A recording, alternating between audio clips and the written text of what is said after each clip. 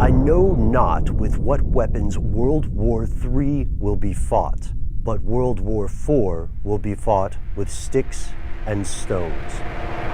Welcome back to the show. Thank you for tuning in. That is Matt behind the camera. I'm Ben. We've got Agent Scully in the background here somewhere in the darkness, and you may also be able to discern a special guest of ours, our coworker Dylan, who's hanging out with us today. So here's the background. It's 2015. In September of this year, it will be 70 years, 7 decades since the human race was in a global conflict. So go team, yay us. That's not to say that the world is perfect. Humanity remains divided. We're still in a situation where one person's terrorist is seen as someone's freedom fighter, one person's settler, someone else's invader, kind of like when Hurricane Katrina hit and the news made some pretty sketchy decisions about who was a forager versus who was a looter. Additionally, the situation is worse in that wildlife is going extinct at an astonishing and horrifying rate. There are more slaves now than at any other time in recorded history, but, and this could either be inspiring or tragic, this is also, right now, when you're watching this video, the age in which we live, this is the most peaceful time in human history, as far as we know. And you can look at the work of Steven Pinker for more information on that. I think our buddies Josh and Chuck also have a podcast on it. And this prompted Matt and I to ask one very important question. How long will this last? Is there another world war on the way? And if so, how would it happen? When? Here are 3 flashpoints that could be the area where a regional conflict expands across the globe. Number 1, Russia versus NATO, the North Atlantic Treaty Organization. It's no secret that Russia and its sphere of influence have been threatened by NATO encroachment. At least that's how Moscow sees it. And with the recent annexation of Crimea, which interestingly enough belonged to Russia until 1954 when Stalin gave it to Ukraine, that annexation has become a major flashpoint in international affairs, in global relations, and has highly increased the possibility of war. And when we say NATO, although that does mean a bunch of different countries poking at the sleeping bear of Russia, what we're really talking about, the primary rival, as Russia sees it, is the USA, the United States, Uncle Sam, right? And it's absolutely safe to say that neither country really wants a war because things could escalate in a very serious and very dangerous fashion very quickly. We're talking about nuclear weapons. We're talking about what happens if a preemptive strike occurs. This is the point where in these conversations, Matt and I will usually mention to each other Russia's counterattack program, the so-called dead hand system, which just releases all of the nukes. That's some end of the world stuff, literally.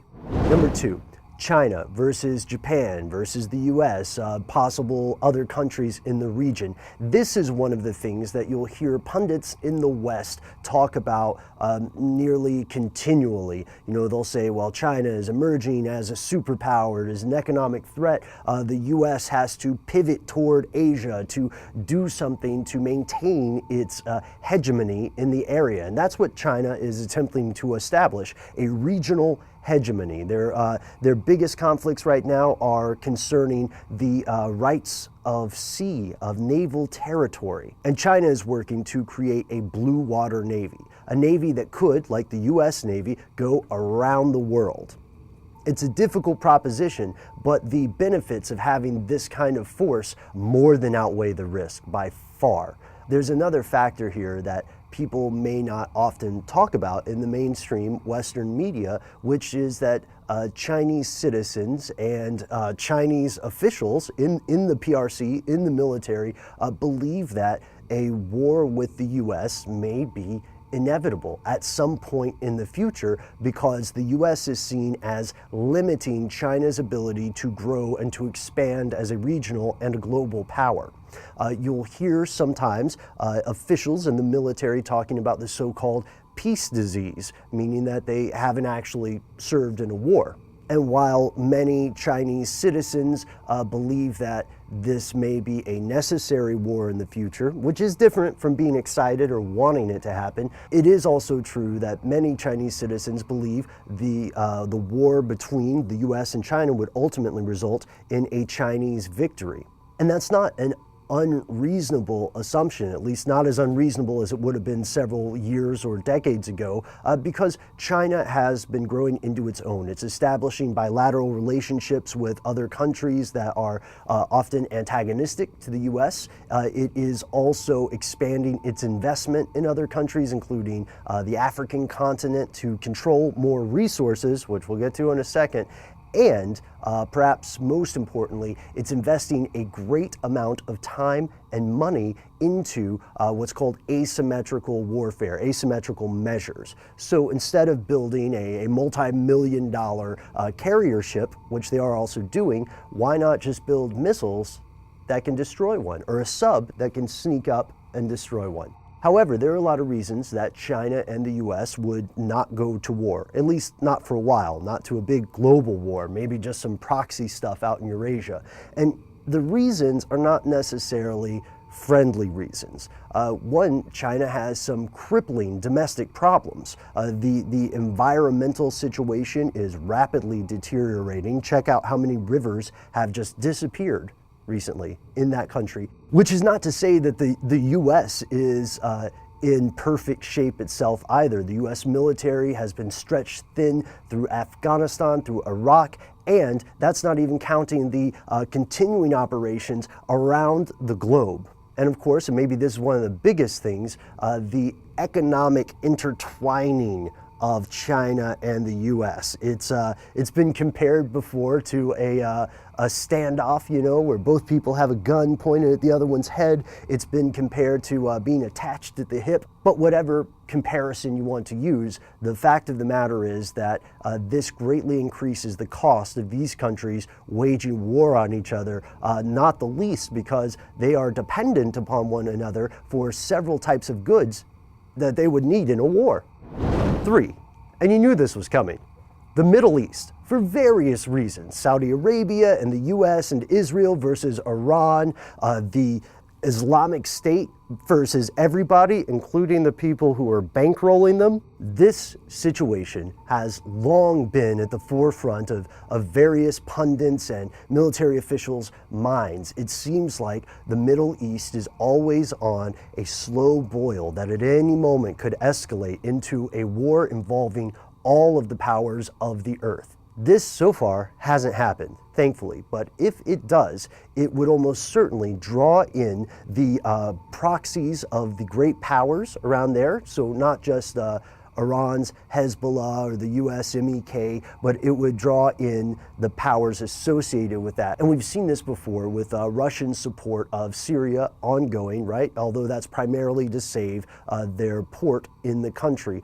We've also seen, US support with Saudi Arabia, US support with Israel. There are more than just the local countries active in here, and that's what makes this situation so dangerous. So what do these 3 possible origin points of World War III all have in common? They have a couple of things. One, these wars would be fought on new frontiers. Make no mistake, the digital world, the online world itself, will be an entirely new front. Space will also be a new front. Remember when China shot that satellite out of the sky?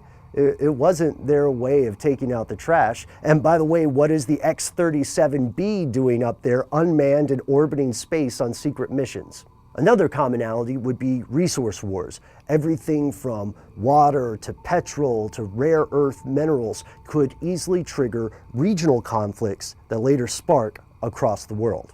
Trade connections. We've already talked about this with China and the US, but it applies to every country now because every country is so much more connected than it has ever been in the past. Yes, even North Korea is more connected than it's ever been in the past. And this is where we see the economic aspects of war, which, if we're being honest, were always there and were the primary factor for a lot of conflict in history.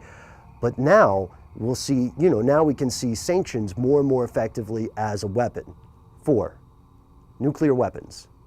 Some of the same technology that ended World War II could literally end civilization as we know it.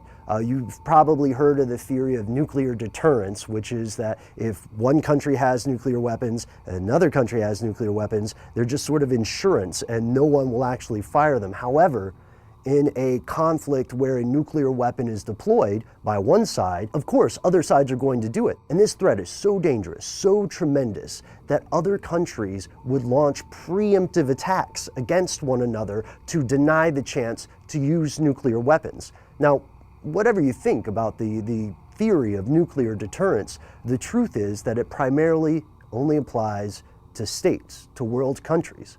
So what happens when a non-state actor, like a terrorist group, the Islamic State, another, a separatist group, what happens when they get a hold of a nuke, right? Something post-Soviet, maybe something from Pakistan.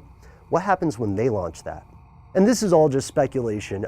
Thank you for watching. We want to know what you think. Would a world war happen? Is it going to happen in our lifetimes? If so, why, how, when? If not, then why? We hope you'll check out our audio podcast for more information later this week. Thanks so much for watching. As always, you can find us on Facebook, you can find us on Twitter, and if you want to write to us directly, we are conspiracy@howstuffworks.com.